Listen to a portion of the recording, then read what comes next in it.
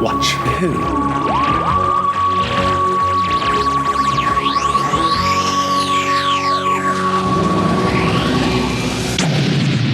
Hello. And welcome to the Season 7 Doscars. Woo! Yes, it's Doscar time already. The first Doscars of the 1970s. So we're trying out something new. We're using up the 1970s technology that we have borrowed from Professor Stahlman. It's slightly different this season. We don't have a red carpet. We don't have all the guests with us at the moment. We're going to be at different locations across this season. So I'm here at the Project Inferno. The drilling stopped. It's all fine. Unfortunately, Edith wasn't available for the catering, so Petra's done some sandwiches. She was happy to do that. Who for? Who's she done this catering for? Well, for me. So I'm going over now. So Sarah isn't actually here at Project Inferno.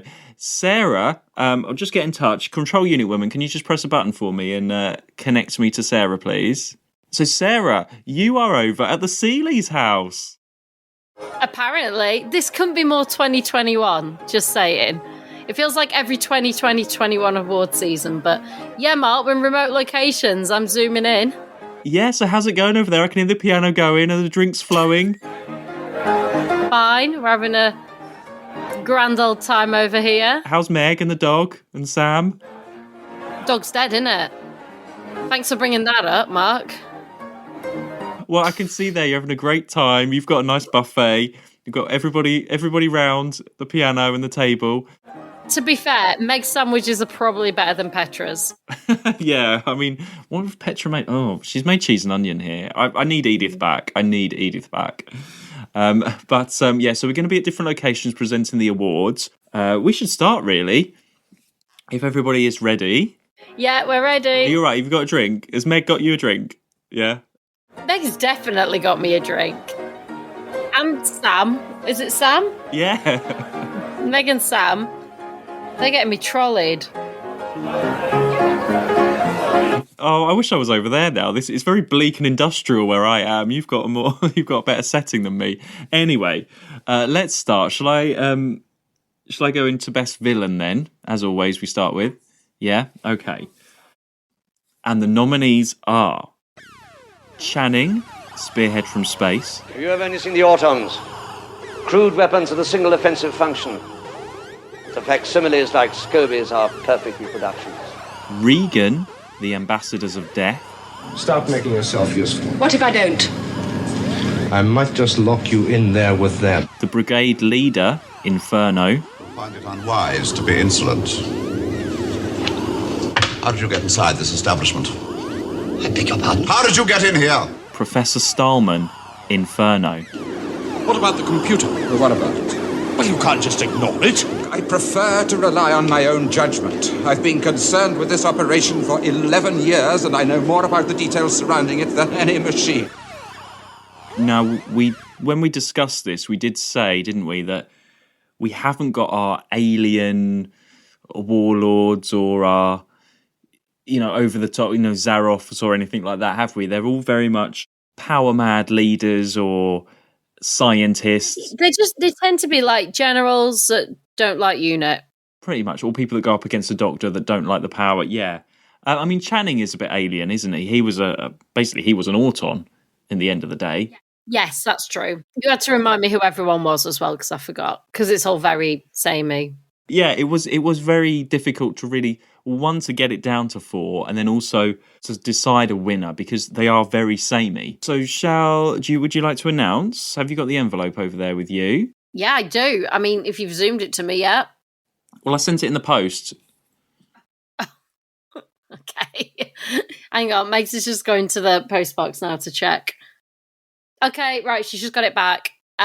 So the winner is Brigade Leader. Yes. Oh well, it absolutely had to be. He was so horrible, and he wasn't over the top, but he really was a proper villain. I fancied him, but other than that, yeah, he would like. Yeah, it's been an odd season for villains. It was hard to choose, but he was definitely the standout. I mean, he was a great character. He was well acted, and you never felt sorry for him, even when we knew that his whole world was coming to an end and everything. It didn't. Oh yeah, he's just a shit. I know. Okay, Channing was a bit creepy. Regan was a sort of criminal. Professor Starman was the over-the-top scientist, but really the brigade leader, he just stood out because he was something a little bit different. And he had an eye patch as well. That was cool. So, yeah, I mean, really well deserved. And a memorable character, a memorable villain as well. Oh, yeah, definitely. Yeah, we'll all have a drink to the brigade leader. Raise your glasses. Unfortunately, he couldn't be here tonight. So we'll... Why not, Mark? Well, he's in another universe, isn't he? Oh, true. So you're going to hold on to the award for him, aren't you? And just keep it, I suppose. He didn't really... he deserved it, but he really doesn't deserve anything. Yeah, true. Cool. So I think you're going to head over now. You're going to announce Best Monster, aren't you? But I've just there's a unit helicopter coming in to pick you up. So of course there is. It's going to take you to Wenley Moor, because that's more fitting for Best Monster, I thought. So can you... I can hear it coming in. Are you all right to get in it? Can you hear me still? Sure. Yeah. Yeah? Yeah. Are you getting in it? Yeah, I'm in it. Remember your envelope and your awards. Okay. Here we go, everyone. She's off. So... Are you okay to announce Best Monster while you're in the helicopter? Sure. The Autons spearhead from space.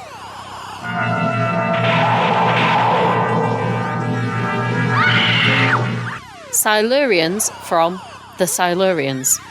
This strange species has developed some kind of civilization. We need to study it. Ambassadors from the Ambassadors of Death. We are ambassadors on claiming peace. And the Primords from Inferno.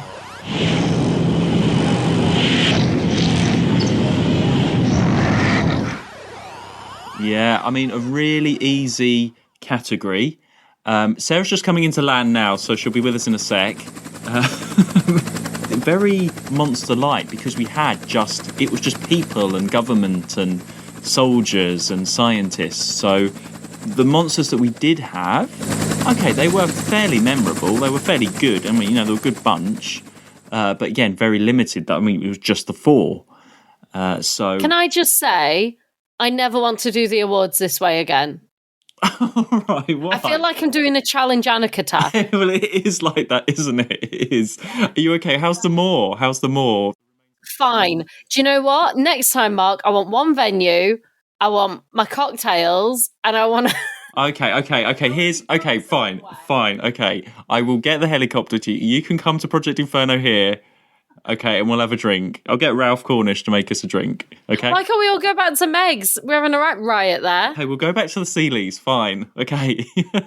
Well, you're at the Moors now, so we might as well chat while we're there. You had your own escorted unit helicopter. What more do you want? Just to be in one place, not in a helicopter, saying who's been nominated and who's won, and probably getting drunk in the process. That's what I want. All right, you go back to the Sealeys. I will get Bessie and get everybody in, and we'll drive off to there as well. Okay, we'll meet there. Okay, fine. We'll announce Best Monster first, though. Who's announcing? Me. You. Okay. So the winner of Best Monster is... Normally, this is what I mean. Normally, we talk through our nominees. Well, okay, sorry. Let's do that then. It's because we're moving around so much that we don't have time to do it. Technology, isn't it? Okay, well, the Autons. I love the Autons. I think they're amazing. Yeah, I think they're strong. Scary, memorable. They've got that great moment when they come out of the department store windows. Yeah, that classic moment. Silurians, not so much. We didn't really like the voices. You can sort of see the zip up the back. But, creative. The ambassadors. Now, when we say ambassadors, we're saying for the space-suited aliens, not the blue thing behind the blinds. And okay, technically it's the spacesuit rather than the ambassadors inside them, but that image of the spacesuit is really, really good and scary. Yeah, and it's really iconic. And the Primords as well. Okay, it's a bit sort of mutation-y. It's human based. It's more like B-movie horror film than monster. Yeah, they're not like a classic monster. You could imagine like some sort of scary movie of the time using the exact same effects. Yeah, it's not imaginative. Yeah, or clever in that way. No. Oh no! Oh, uh-oh. What? I've got green on me. I just put my hand in some green slime. I thought they cleared it all up. This wouldn't have happened if we were in one location, Mark. Well, I thought Petra was cleaning up. She wasn't. The rest of the podcast announcements will be done by me, apparently. While no, Mark I'm fine. I think I've got a bit of time. I'll put these white gloves on. I'll be fine. I'm definitely getting Edith back. Right. The winner of... Am I announcing it? Yes.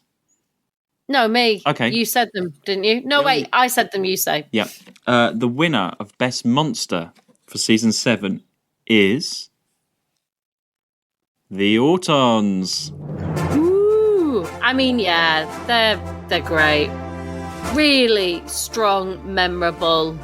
Particularly as it was the first story for this Doctor. It was like, bam, here we are. Yeah, really sets the tone of the season, actually. Because it's not like a Dalek or a... imagine if the Silurians were the first one of the story, it wouldn't have that much of the same kind of impact, would it? And like Mike said, like they're fast as well. Like they move. Yeah, and they're indestructible. You're shooting them, and they just keep coming forward. And whereas like a Silurian or a Primord would just sort of and falls down. And okay, then next category, my favourite, always my favourite. We get the most out of this category, don't we? Best supporting character. The nominees are Sam and Meg Seeley, Spearhead from Space. I never knowed a woman as fast as you, Meg. Then why are the soldiers still here, then? Ralph Cornish, The Ambassadors of Death. Doctor, I need your help to communicate with the ambassadors. Control Unit Woman, or actually, technically, it's Control Unit Assistant, The Ambassadors of Death. Stage 1 now jettisoned. And Greg Sutton, Inferno. Doctor, you've got a monster-sized fire extinguisher just waiting for you in there. What a great category. And two of the nominees are with me now. They've just popped out for a second, but... Of course. I was going to say, Mark, what have they got to say?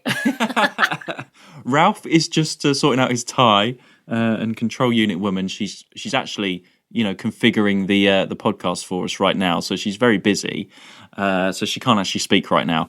There's no camera for her to talk into, that's why. Yeah. So, okay, let's start. Sam and Meg. Are you back there now? There they are. Oh, there they are. They've gone off now. You can't even speak to them. But great. Well, we put them as a couple. Yeah, iconic. Okay, well, why? Why are they the icons? It's just great.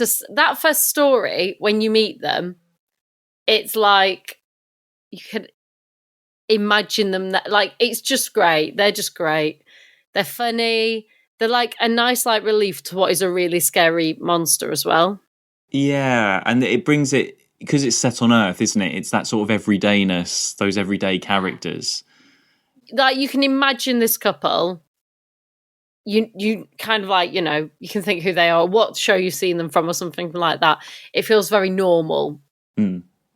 And Ralph Cornish, cool, calm and collected throughout the Ambassadors of Death. He's just sitting there. He's getting on with his job and nothing phases him.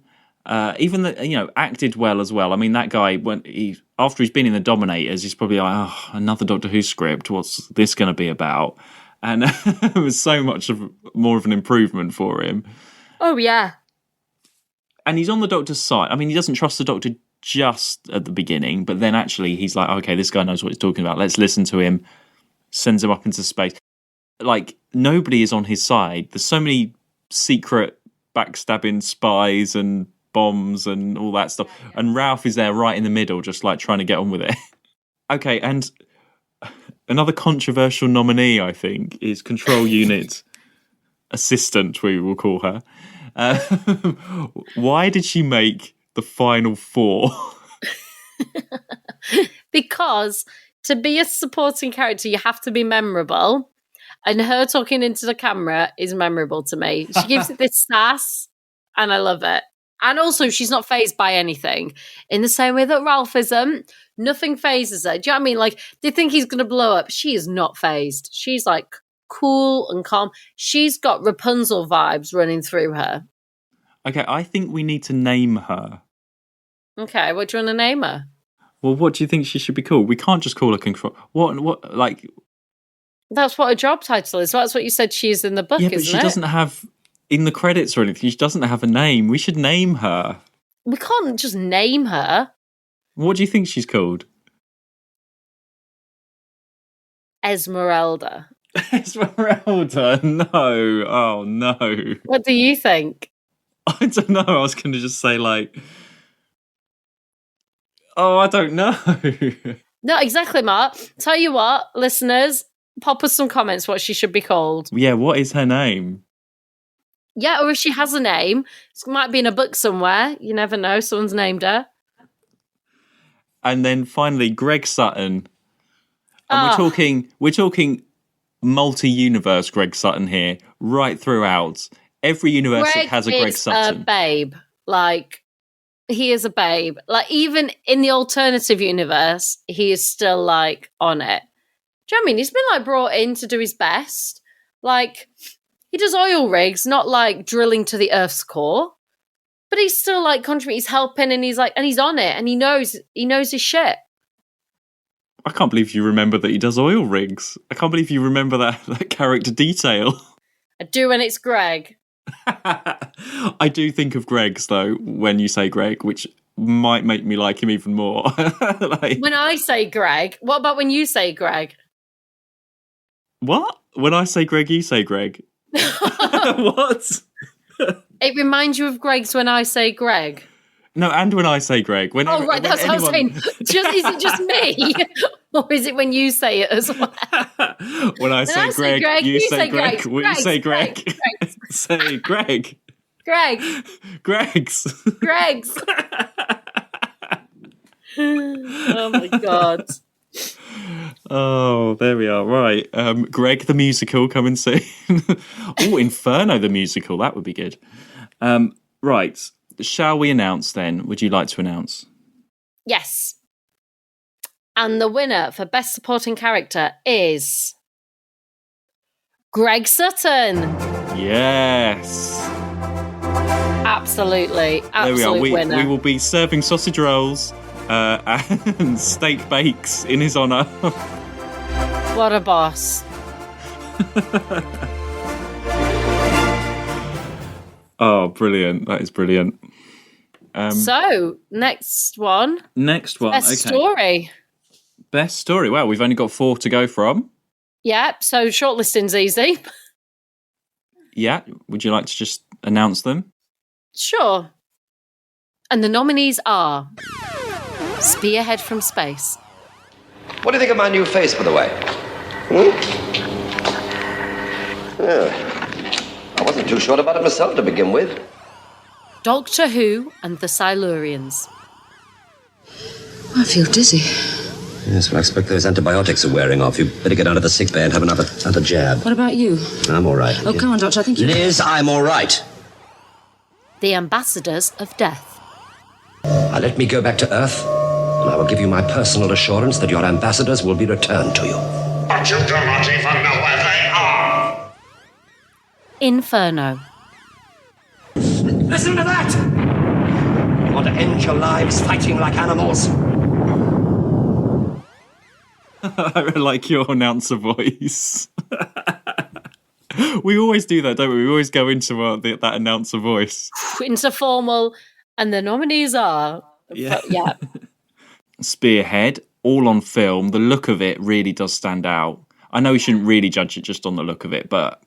Yeah, but it's part of it. It's part of the experience, I think. As someone that's having to do this, I find that is part... Whenever I've really not enjoyed a story, it's usually because the set is shit and, it's just filmed all a bit naff and crap as well. So it definitely... And also, what a great introduction to this new Doctor. Do you think you would have enjoyed the other stories more if they were all done on film like that? Like, imagine if they were in proper science facilities on film. Yes. And even, imagine the Silurians on film would probably also, 4 episodes. Wonderful length. I enjoy 4. But, the Silurians, if they filmed in real caves, that would... Although, we will give credit to all the sets throughout this season. There aren't bad sets. I can't think of any set that's a bit like they all look big and spacious. If you think of, what was it, the first Doctor when they were on, was it the moon and they were underground?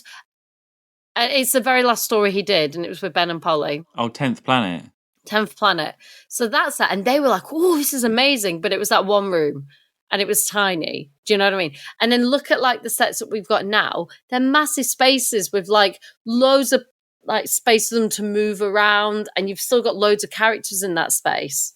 Yeah, and but then also they don't have to build alien sets. They don't have to do weird opening doors or sliding doors or... No, it's just rejigging one set to be something else another week. The most alien thing we had was the Silurians underground lair thing, but even that was rocks and stuff, wasn't it? Yeah. And stories overall, that they have been interesting. There's nothing I've enjoyed this season more. I was wary of the length, but actually, I would go back and watch all of those again. And I don't know. Spearhead for me is probably in my top 10 or top 20. But I would go back and watch these ones. They're not terrible. And it's just strong, and you can see why people like this season. This is, fan favorite. I would if I was watching other things in between. Yeah, an episode a week. Maybe not binging the whole lot or something. Well, no, it's as in if I did this and then did something completely different and then did the next one and then did something because it's just all on Earth. By the end, I was like, I'm bored of this. But that first episode.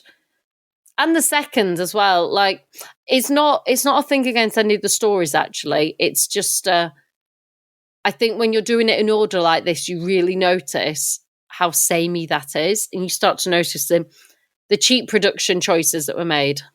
Well, I mean, it was a production choice to have him exiled on Earth because they were we don't have to make alien... It was a budget thing at the end of the day. That's why they wrote it like that. Yeah. So it's interesting how that, and then that's formed this whole, unit and Brigadier and all of that. It's all really come from a budget point of view. Cool, and not much TARDIS, which it's a shame. There's not much TARDIS. No. And a shout out for Chris for Inferno. Yeah, he loves Inferno. I think he would be voting for Inferno. They mentioned Inferno so many times. Chris mentioned Inferno so many times. It's one of his favourite stories, so, you've got to talk about your favourite stories. It's funny. Okay, so shall we announce the winner? Yeah. Okay, and the winner of Best Story is... Spearhead from Space. Yeah. I think people thought... Well, I don't know, actually. I think people would be, thinking Inferno, maybe. Chris is slamming his drink down now. He's Terry Nation. Yeah. Yeah, I mean, Inferno, I know it was voted for the 40th anniversary. It was in, the top 10, I think.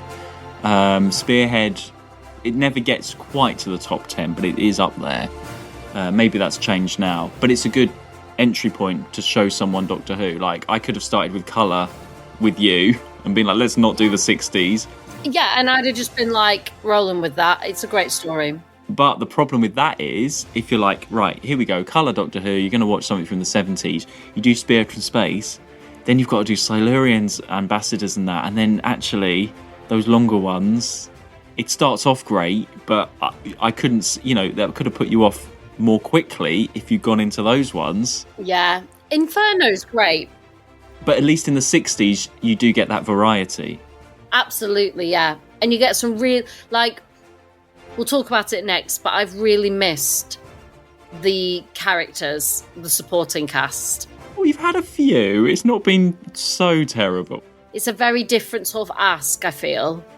Well, you've got no Katarinas or Ediths.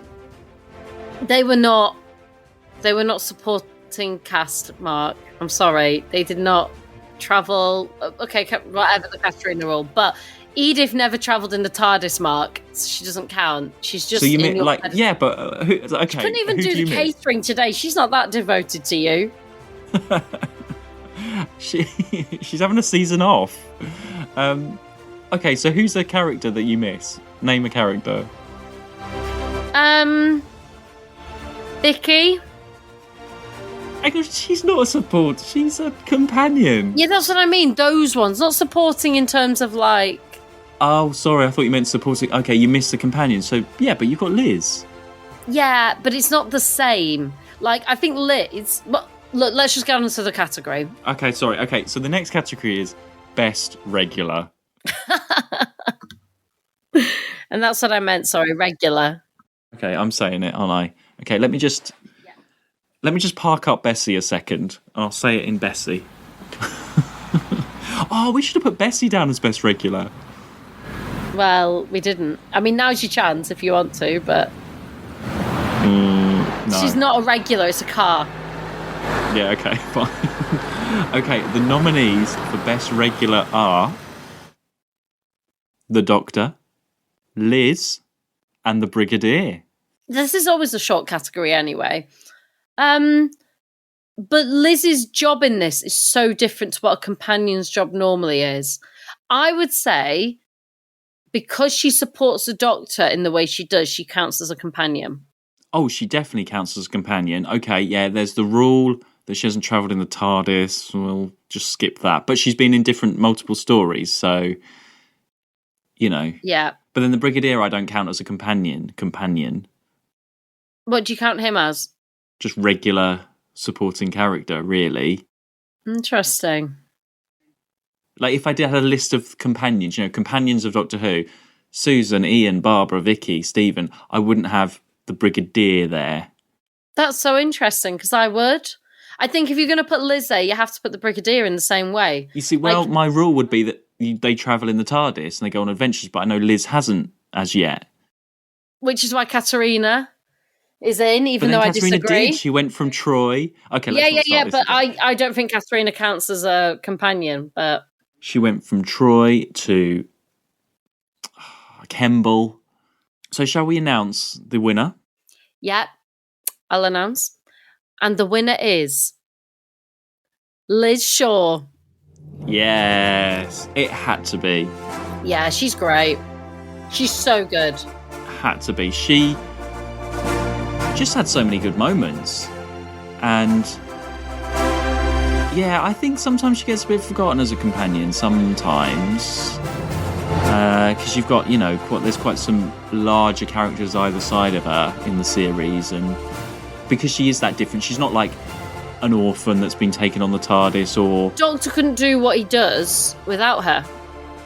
Yeah, but could he, though? He'd just get on with it, really. I mean, yeah, okay, in Spearhead, I think she's much stronger, but then by Inferno, he's like, put your coat on and go and type these numbers in for the machine for me, rather than you're working on this. Okay, yeah, Ambassadors, she does... He does that on purpose, though, doesn't he? To get her out of the thing so that he can escape.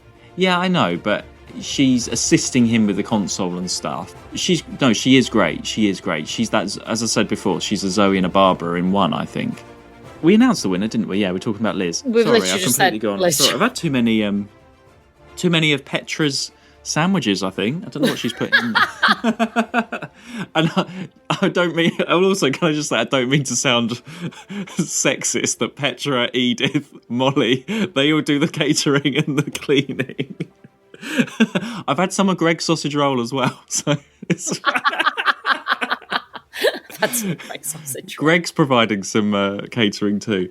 Anyway, so let's go on to worst moment, speaking of which. Right. You're announcing these, aren't you? Yep.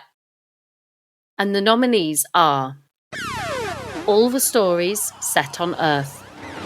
Just that I couldn't bear the thought of being tied to one planet and one time. Too much fighting, unit.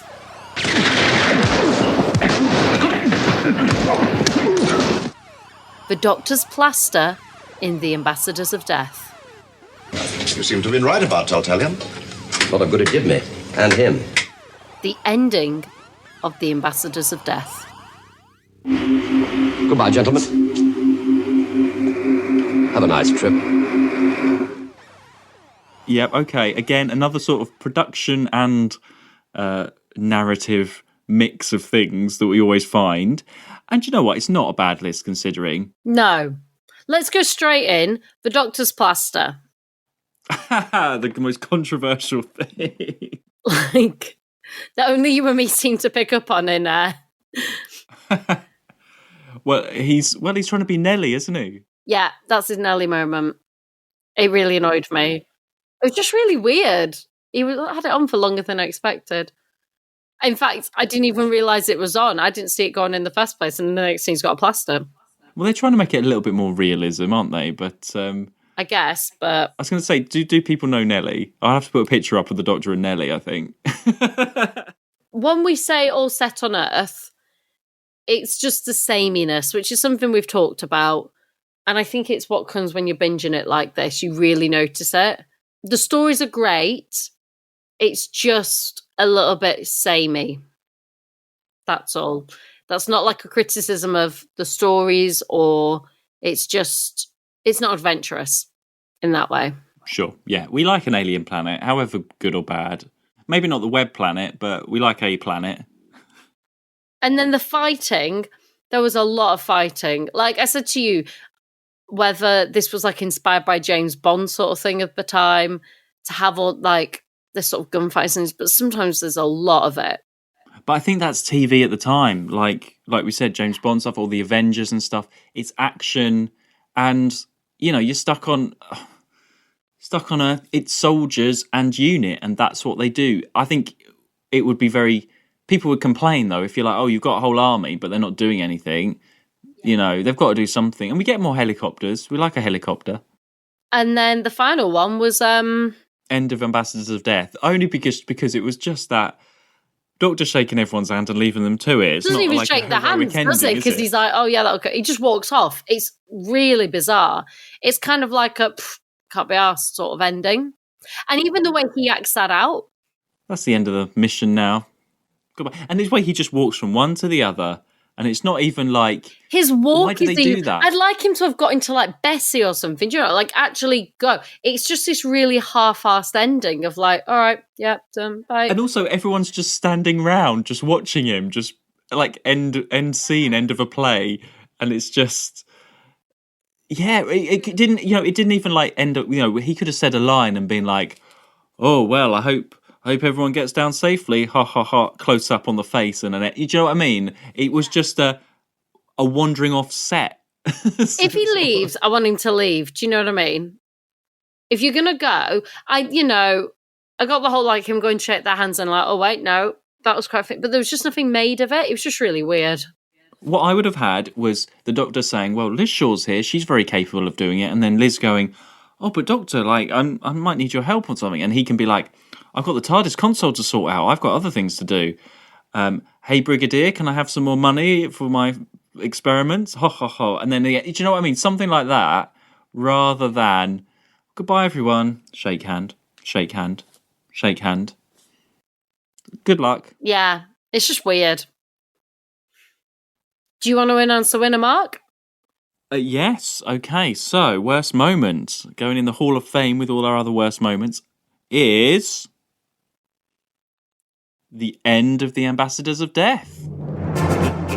Yeah, it's pretty bad. Yeah, I mean, we haven't really had a story moment. Oh no, I suppose we have. As a worst moment, we do usually pick more production things. Look, I mean, like, out of the ones that we chose, that is the worst.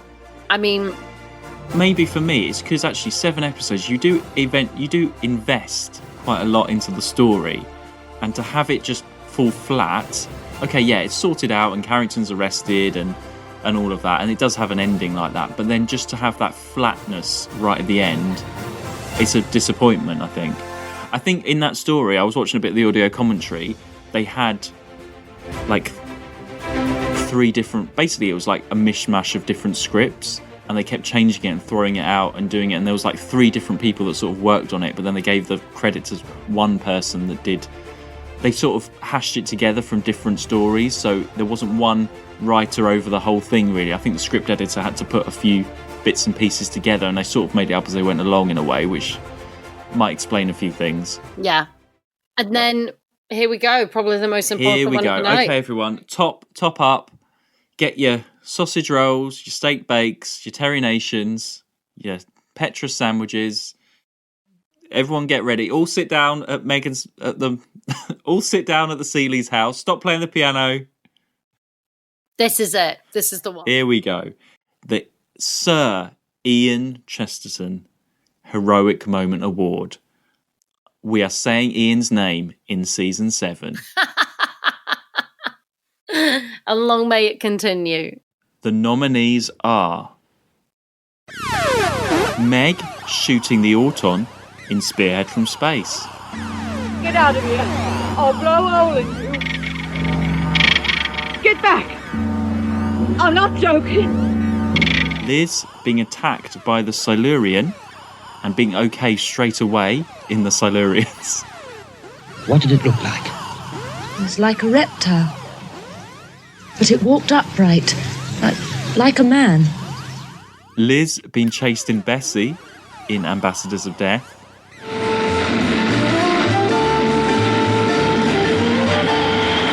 And Petra going back to fix the electric in the alternative universe in Inferno. I nearly finished the rewiring, then they had to run out of here. I only need a few more minutes. It was crazy to come back in here. There we are, all very well deserved. All women line up. Yeah, great. I mean, Liz, we've said about Liz. I think she stood out because actually it's difficult, isn't it, for the heroic moment, because you've got like the Brigadier and the Doctor, but they're very sort of, you know, Brigadier and the soldiers and Benson and everything, that's their job. That's what they do. It's not like no one's... when I think of the nominations, it's always sort of up against the odds or somebody that's like, oh, I've really got to do this. Like Phipps in Seeds of Death, he was like claustrophobic and he didn't want to go down there and he still did it anyway. Barbara running over the Daleks, she did what she had to do to get her and Jenny through. Like, it's those kind of moments, isn't it? It's not like, oh, the Brigadier had a punch up.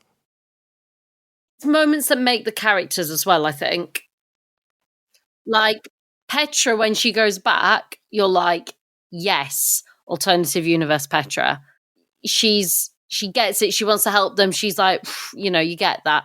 Whereas like Ian fighting used to be just on this a lot, but Ian fighting is what makes Ian, and like formed his character into being the hero that he is.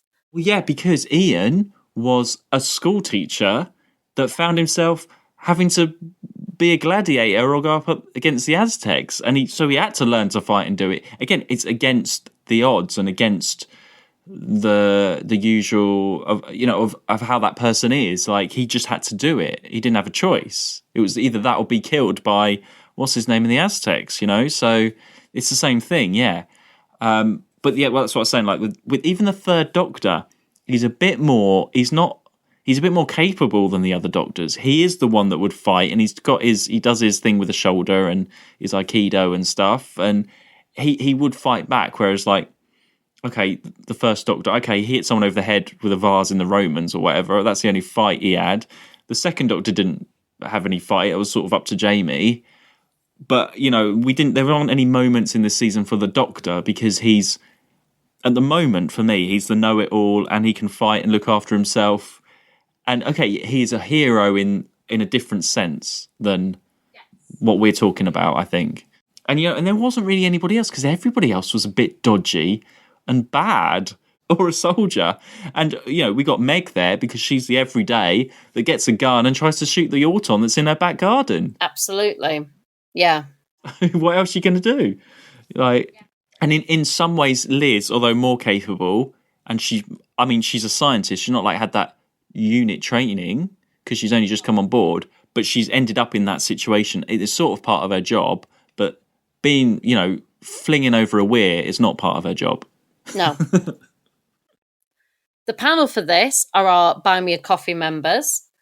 They've all nominated, cast their vote, and I will reveal who they've decided the winner is.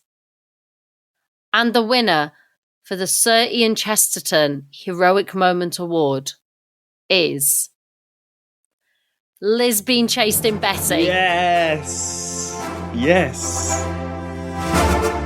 Yeah. Oh, so well deserved. Amazing. Also, very close. Very close. Very the close. Votes were very, very close. It's only, because we also cast our votes in that we had a winner, really. Yeah, but a lot of love for Liz, though, so the odds were in Liz's favour as well. It was just for what? Yeah.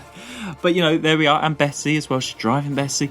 I love that sequence. And it was genuinely, when I first watched that was genuinely a shock, the way she flung herself over that weir. Really was. Yeah. Okay, not a good idea to actually run across a weir in the first place, but she was trying to get away, and obviously that was the only thing she could do. Also, she's doing it wearing that hat. Absolutely amazing. If you're going to do it in a massive hat. That's what I say. So thank you to everyone that voted as well for that category. We'll be carrying that on. So if anyone else becomes a member in the future, you will also get a vote. So Liz, she's joining all the other heroes in. She's in there with Charlie the barman. I need to do a poster with all of the winners, don't I, together? Yeah. Last season's winner with Phipps. Yeah, I'll put a design together with all of them there in a row. Now we've got 7 of them. So there we are. Well, I think we're going to drink up at the Sealeys now. Yeah, come and join us. Yeah, well, we can stay here all night now. We don't have to get out. There's no venue we've booked, you see. It's just someone's house, so... Until they kick us out. Or an Auton turns up at the door and tries to, get us. We'll be all right, won't we? Yeah. But we will be back. I'll find a better venue. I'll get Edith back on track. She's, This wasn't your smartest idea, Mark, is all I'm going to say.